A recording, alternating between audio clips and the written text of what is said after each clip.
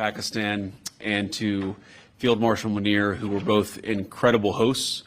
And whatever shortcomings in the negotiation, it wasn't because of the Pakistanis, who did an amazing job and really tried to help us and the Iranians bridge the gap and get to a deal. We have been at it now for 21 hours, and we've had a number of substantive discussions with the Iranians. That's the good news. The bad news is that we have not reached an agreement, and I think that's bad news for Iran much more than it's bad news for the United States of America. So we go back to the United States having not come to an agreement. We've made very clear what our red lines are, what things we're willing to accommodate them on, and what things we're not willing to accommodate them on. And we've made that as clear as we possibly could, and they have chosen not to accept our terms. Questions? Sir, Nick Robertson from CNN. Precisely what have they rejected here? Can you help us understand it a little bit? Well, I won't go into all the details because I don't want to negotiate in public after we've negotiated for 21 hours in private.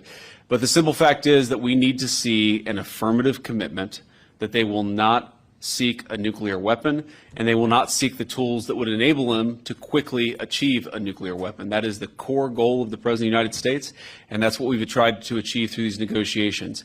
Again, their nuclear program, such as it is, the enrichment facilities that they had before, they've been destroyed. But the simple question is, do we see a fundamental commitment of will for the Iranians not to develop a nuclear weapon, not just now, not just 2 years from now, but for the long term? We haven't seen that yet. We hope that we will. Jen. Was there a framework on anything? And also, did the Iranian frozen assets come up, and did you reach any conclusions on those frozen assets? We talked about all those issues, Jen, and we talked about a number of issues beyond that. And so certainly those things came up. But again, we just could not get to a situation where the Iranians were willing to accept our terms. I think that we were quite flexible. We were quite accommodating. The president told us, you need to come here in good faith and make your best effort to get a deal. We did that. And unfortunately, we weren't able to make any headway. Preston.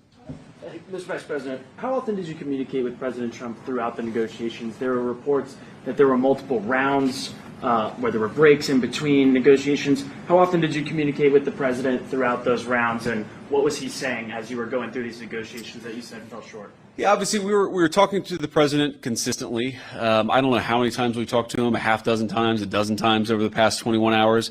We obviously also talked to Admiral Cooper, to Pete, to Marco, to the entire national security team. We talked to Scott Besson a number of times.